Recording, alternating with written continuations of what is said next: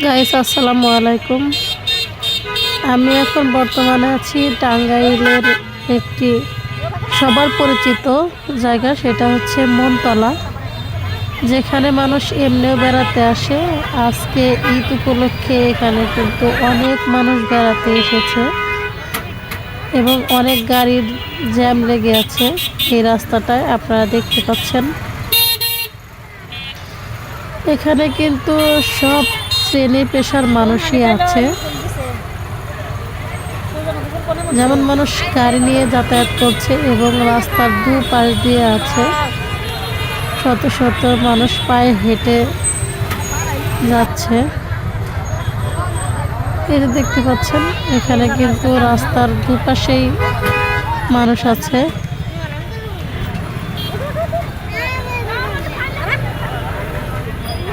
এখানে কিন্তু এগুলা রেস্টুরেন্ট হয়েছে, এখানে এমনিও মানুষ বেড়াতে আসে।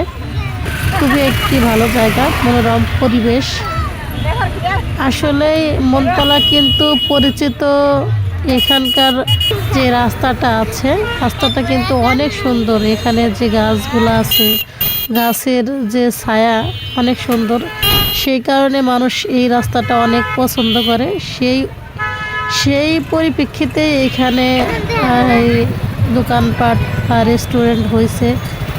মানুষ এজন্য ভালোবেসে এখানে আসে এবং মানে ফ্রি টাইমটা যখন মানুষের সময় থাকে তখনই এখানে মানুষ বেড়াতে আসে।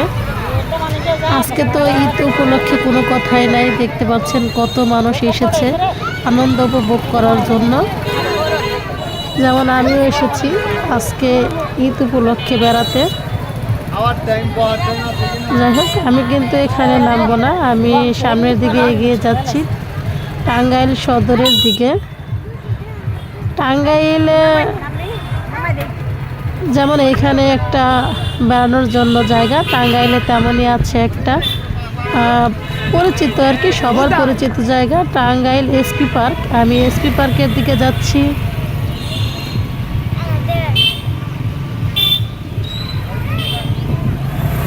সামনের দিকটা আমি দেখানোর চেষ্টা করছি, এই রাস্তাটা।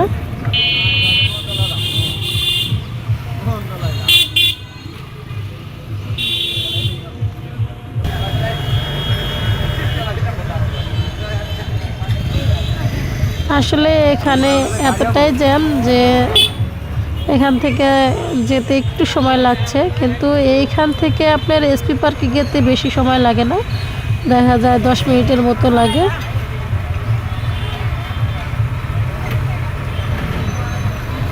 আমরা আজকে রিক্সা নিয়ে এখানে বেড়াতে এসেছি, কারণ আমার সাথে আরও লোক ছিল, 3-4 জন আমরা এখানে বেড়াতে যাচ্ছি।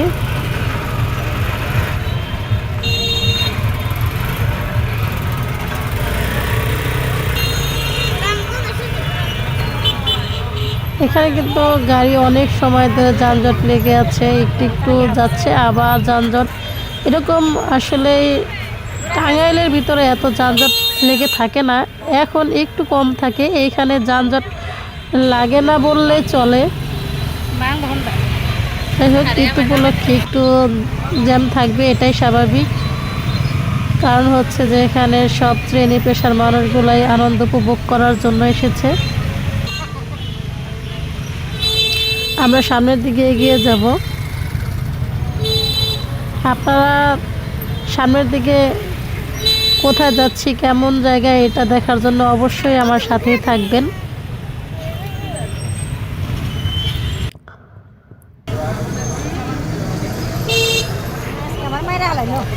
আমি এখন এসেছি টাঙ্গাইল এসপি পার্কে। এটা কিন্তু এসপি পার্কের যে জায়গাটা, সেটা এসপি পার্কের সামনের রাস্তাটা, এই যে দেখতে পাচ্ছেন এসপি পার্ক। আমরা এই কিছুটা এগিয়েই সামনে নামবো।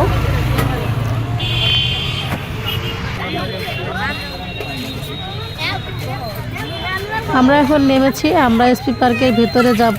এসপি পার্কের ভিতরে কেমন আমি আপনাদের দেখাবো। একটা সাইডের ভিতরে এসপি পার্কের ভিতরে আমরা এসেছি, এখানে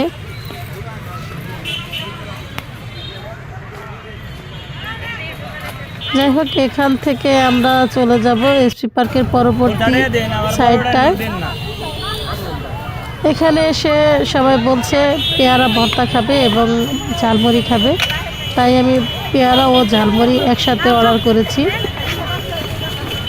আমরা পেয়ারা এবং ঝালমুড়ির জন্য অপেক্ষা করছি। পেয়ারা এবং ঝালমুড়ি নেওয়া হলে আমরা চলে যাব এসপি পার্কের অপর দিকে যে সাইডটা আছে সেটা দেখানোর জন্য, সেখানে বেড়ানোর জন্য আমরা সবাই মিলে ওই দিকে চলে যাব।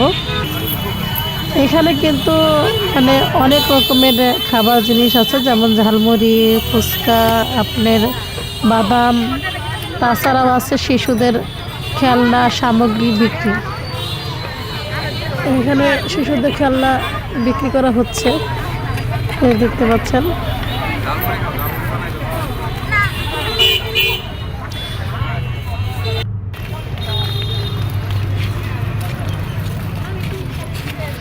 আমরা চলে এসেছি এসপি পার্কের ভিতরের যে সাইডটা সেটা দেখানোর জন্য।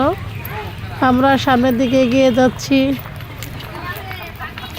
একটু সামনে গেলেই আমরা দেখতে পারবো এসপি পার্কের অনেক রকমের শিশুদের খেলনা এবং নাগরদোলা। আমরা কিন্তু ইতিমধ্যে এখানে চলে এসেছি।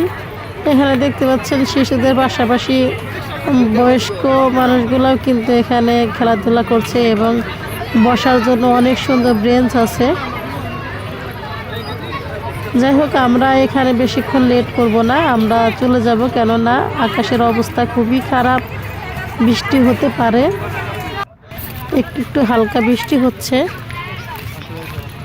আমরা চলে যাব বাসার দিকে। আমরা এখন চলে যাচ্ছি বাসার দিকে। সবাই ভালো থাকবেন। অবশ্যই আপনারা সময় পেলে চলে আসবেন এসপি পার্কে বেড়ানোর জন্য। সবাই ভালো থাকবেন। আল্লাহ হাফেজ।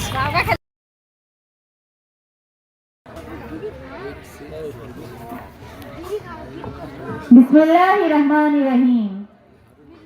আজকে ত্রয়োদশ জাতীয় সংসদ নির্বাচনে টাঙ্গাইল সদর ৫ আসনের মনোনীত যোগ্য, পরীক্ষিত, আদর্শবান প্রার্থী, ধানের শীষ প্রতীকের প্রার্থী সুলতান সালাউদ্দিন টুকুর পক্ষে আয়োজিত এই মত বিনিময় সভায় আমার সামনে উপস্থিত মগরা ১ নং ইউনিয়নের ৪ নং ওয়ার্ডের বড় বাসাইলার মা ও বোনেরা, আমার সামনে উপস্থিত আমার ভাই ও মুরব্বীরা, উপস্থিত বিভিন্ন স্তরের নেতৃবৃন্দ, আমার পরিবারের সদস্যবৃন্দ, সকল সঙ্গী, তাদের প্রত্যেককেই আমি আমার ব্যক্তিগত পক্ষ থেকে ও আমার স্বামী সুলতান সালাউদ্দিন টুকুর পক্ষ থেকে জানাই শুভেচ্ছা ও সালাম।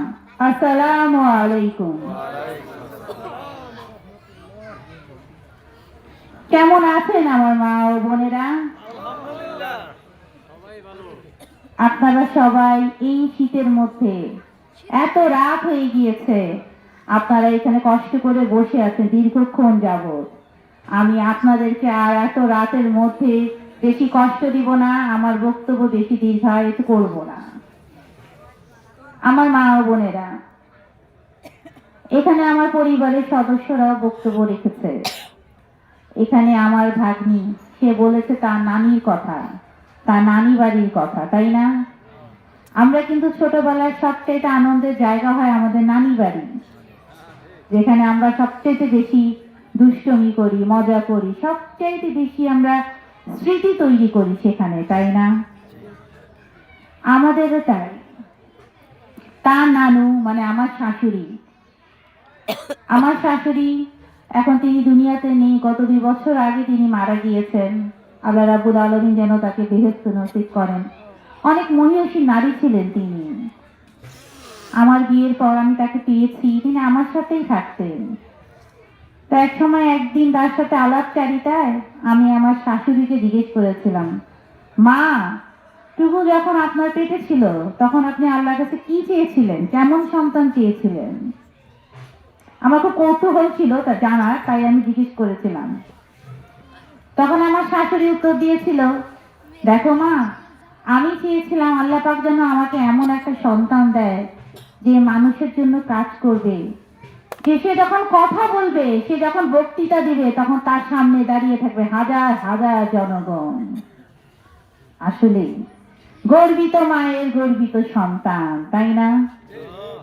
তিনি কিন্তু ঠিকই যা চেয়েছেন, আল্লাহ রাব্বুল আলামিন কিন্তু তার চাওয়া পূরণ করেছে। তিনি চেয়েছিলেন তার সন্তান বলবে দুঃখিনী মায়ের কথা, তিনি চেয়েছিলেন তার সন্তান বলবে আমাদের সন্তানদের স্বপ্নের কথা।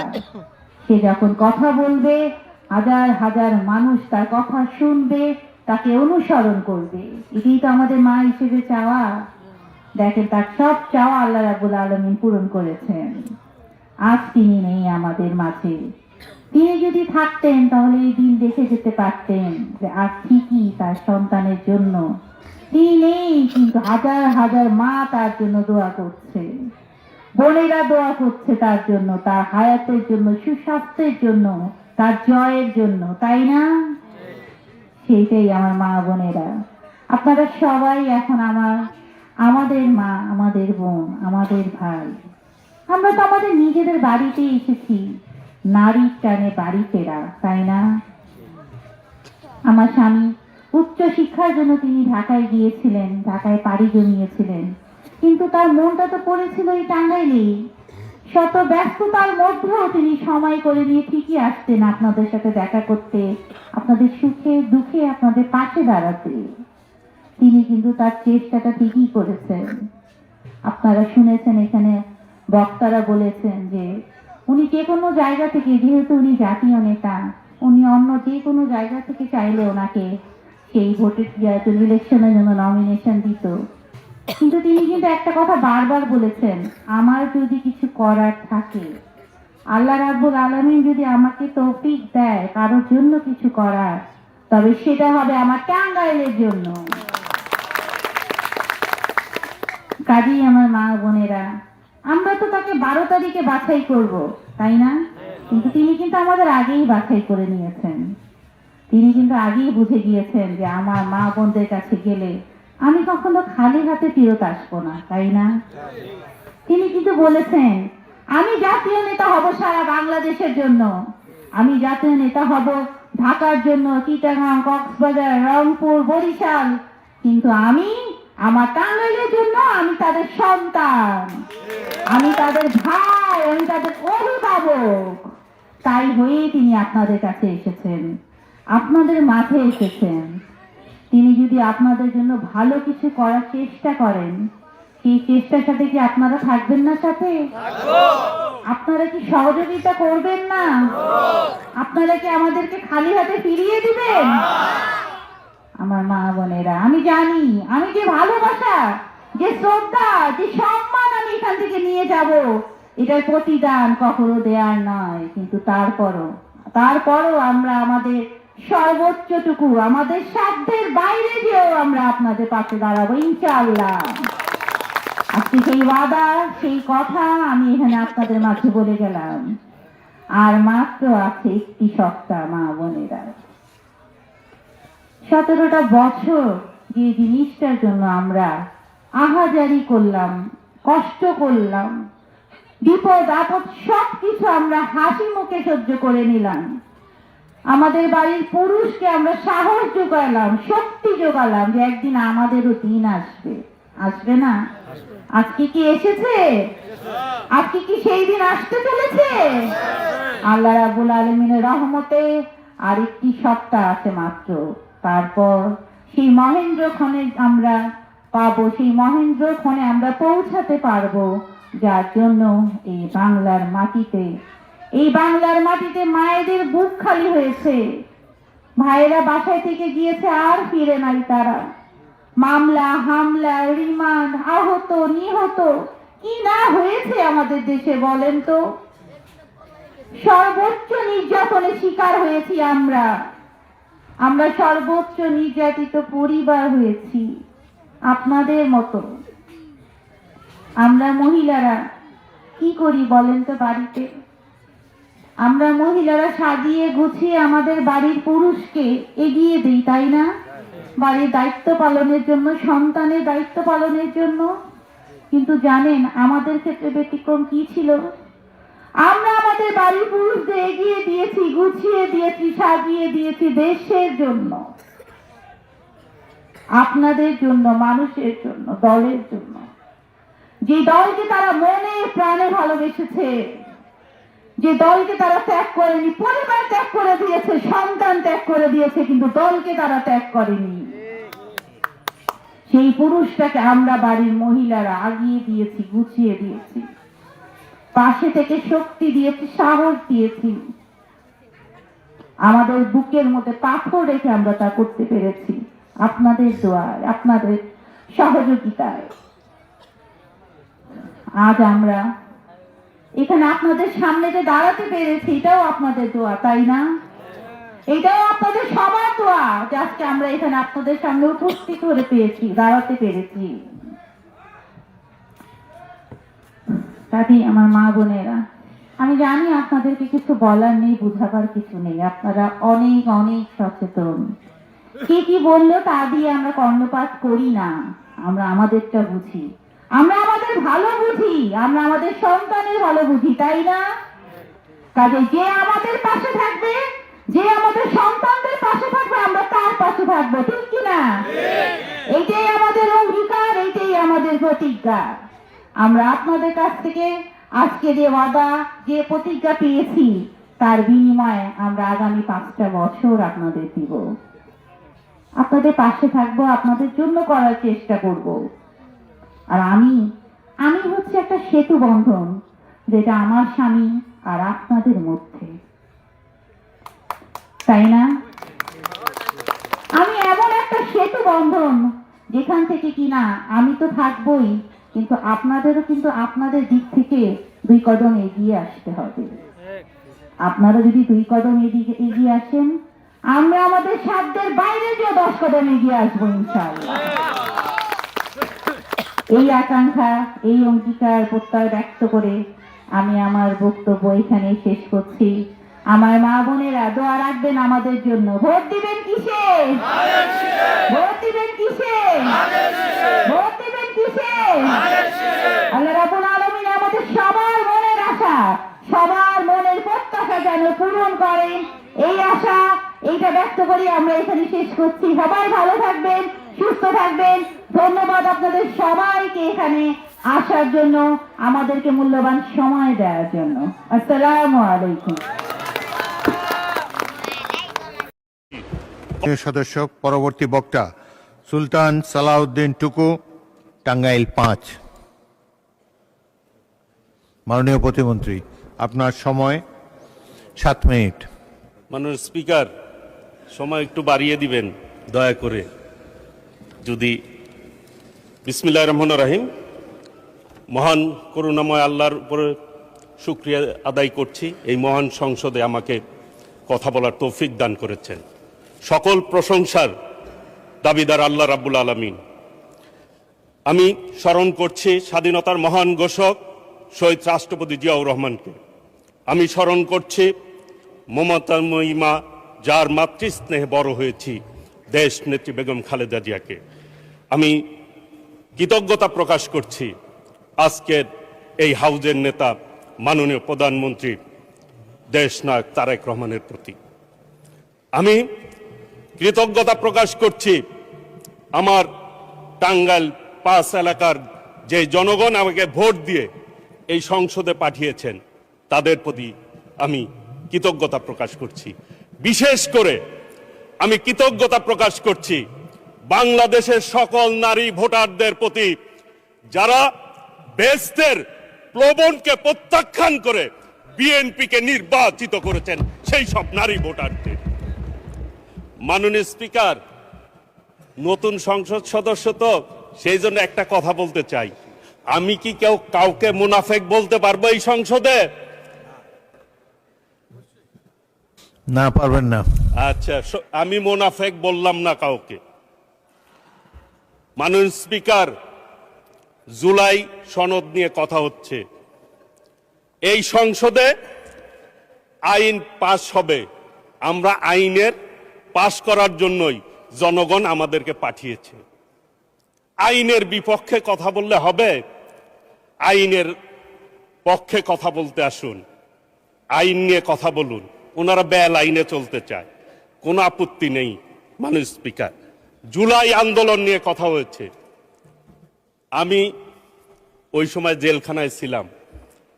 জামাতের সাধারণ সম্পাদক গোলাম পারোয়ার সাহেব আমার পাশের সিটেই ছিলেন। আমি ম্যাক্সিমাম সময় তাকে আমার বালিশটা দিতাম তাদেরকে শোয়ার জন্য। মাননীয় স্পিকার, আমি এরপরে যখন বের হই, এক টেলিভিশনে দেখলাম শিবিরের সভাপতি বলছে উনি নাকি ওই টাইমে বাজার করেছেন, আর ছাত্র দলের সভাপতি রাস্তায় আহত হয়েছে পুলিশ দ্বারা। তাহলে জুলাই আন্দোলন নিয়ে কার কি ভূমিকা? এই আওয়ামী লীগের মতো আচরণ। আওয়ামী লীগ 71 মনে হয় যে আওয়ামী লীগই করছে, আর কেউ যুদ্ধ করে নাই, এইরকম আচরণ আওয়ামী লীগ করছে। এদানিং ওই রোগ তাদের ভিতরে ঢুকছে। জুলাই আন্দোলন খালি তারাই করছে, আর কেউ করে না। এইটা বলে আজকের এই সংসদ ঐক্যবদ্ধতা সংসদ। একটি জিনিস এই সংসদে মাননীয় স্পিকার, যে ফ্যাসিবাদ বিরোধী আন্দোলন যারা করেছে তারাই এই সংসদে সংসদ সদস্য হয়েছে। জুলাইয়ের সনদ নিয়ে কথা বলে যে গণভোট, আমাদের মাননীয় প্রধানমন্ত্রী গণভোটের পক্ষে কথা বলেছে। আমরা 51%-এর প্রায় অধিক কিন্তু আমরা প্রতিনিধিত্ব করি। কাজে 70 ভাগের মধ্যে 51 ভাগ মানুষ আমাদের কথায় ভোট দিয়েছে, আমাদের নেতার কথায় ভোট দিয়েছে, সেটা স্মরণে রাখতে হবে। কথায় কথায় বলেন যে আওয়ামী লীগের মতো ফ্যাসিবাদের মতো আচরণ ঢুকে গেছে। 2 মাসের সরকার, কিন্তু এটা কিন্তু 5 বছর, মনে হয় যে 5 বছর সরকার আমরা শুরুই করলাম না, তার আগেই যত সব অভিযোগ। এই 2 মাসে কি কি করছে মাননীয় প্রধানমন্ত্রীর নেতৃত্বে, সেই কথাগুলি কিন্তু একবারও বলেন না। গতকাল একটি সমাবেশের বক্তৃতা শুনলাম আর কি, বিভিন্ন ইস্যুতে তারা কথা বললেন, জাতীয় ইস্যুতে।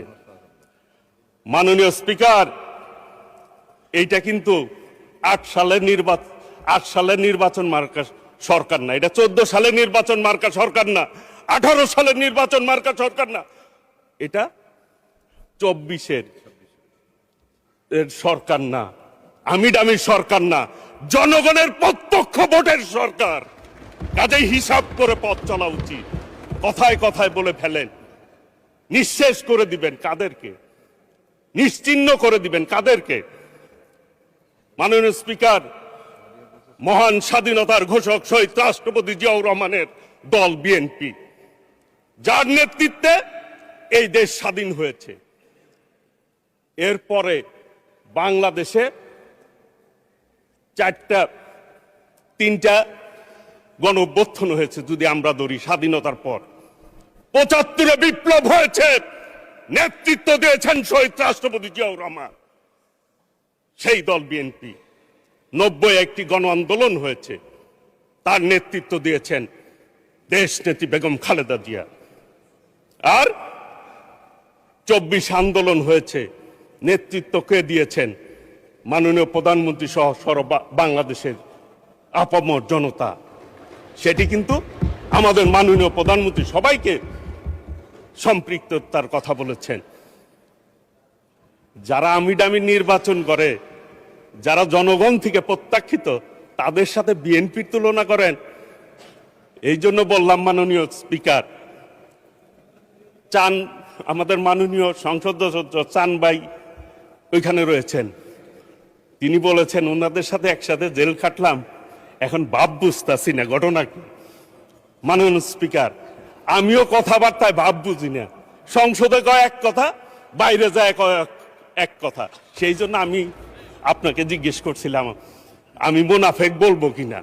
যেহেতু আপনি না করছেন, আমিও আর বললাম না।